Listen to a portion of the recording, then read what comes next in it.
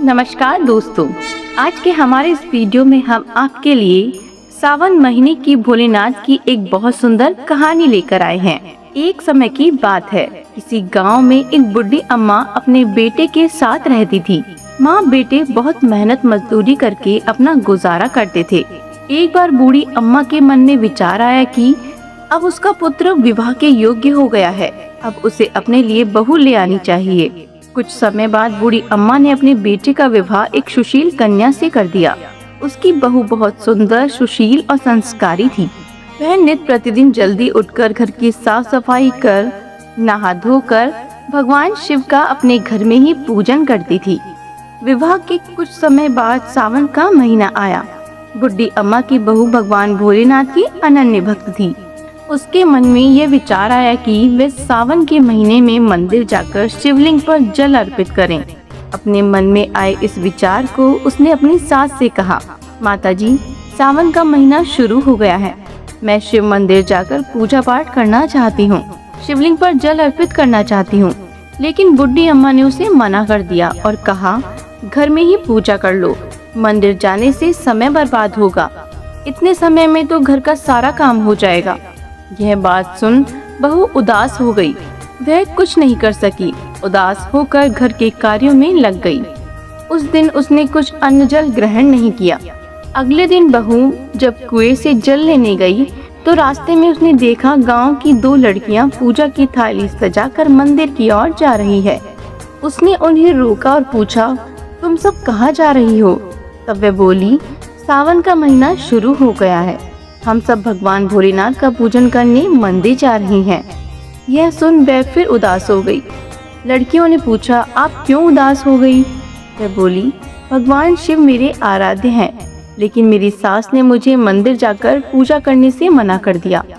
तब लड़कियां बोली, आप चिंता मत करो, हर रोज इस समय पानी भरने आना और हमारे साथ मंदिर चलकर भगवान शिव की पूजा कर लेना, उन पर जल अर्पित कर लिया करो। तब वह बोली, लेकिन मेरे पास पूजा की कोई सामग्री नहीं है, घर से लाऊंगी तो सास को पता चल जाएगा। तब लड़कियां बोली, कोई बात नहीं, आप हमारी पूजा की सामग्री से पूजन कर लेना। यह सुनकर वह बहुत खुश हुई और रोज उनके साथ मंदिर जाने लगी, जहां वह शिवलिंग पर जल चढ़ाती और भक्ति भाव से भोलेनाथ की पूजा करती और उनसे कहती, मैंने अपनी सास से ये बात छुपाई है, इसके लिए मुझे क्षमा कर दीजिएगा। ऐसे ही पूरा सावन का महीना बीत गया। सावन के अंतिम दिन उसने सोचा, पूरा महीना मैंने इन लड़कियों की पूजन सामग्री से पूजा की है, आज तो मुझे अपना कुछ भोलेनाथ को अर्पित करना ही चाहिए। ऐसा सोचकर उसने उसकी नाक से सोने की नथ उतारी और उसे धोकर शिवलिंग पर अर्पित कर दिया और पूजा कर घर आ गई।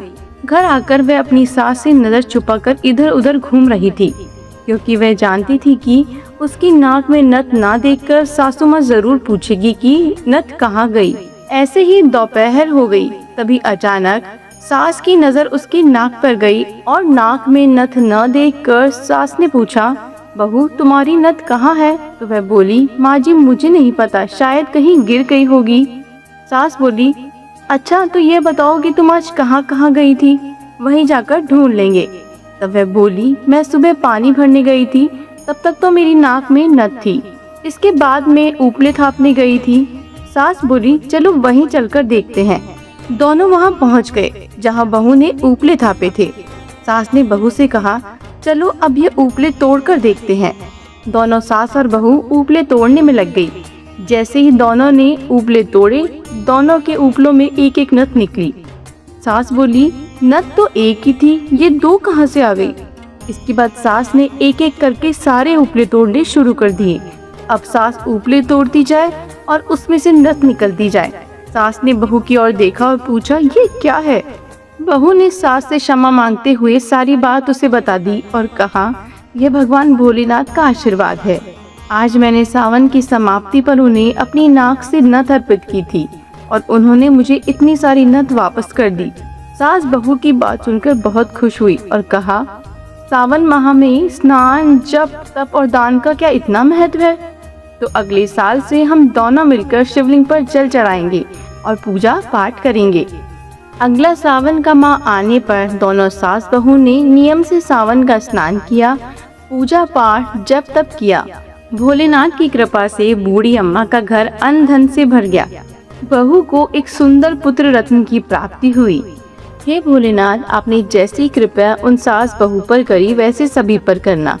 कहानी कहने वाले, सुनने वाले और हुंकार भरने वालों पर अपनी कृपा बनाए रखना। बोलो भोलेनाथ की जय हो। आशा करते हैं कि आपको ये कहानी पसंद आई होगी। इसी तरह की और भी कहानियों को सुनने के लिए हमारे चैनल को लाइक, शेयर एंड सब्सक्राइब जरूर करें। धन्यवाद।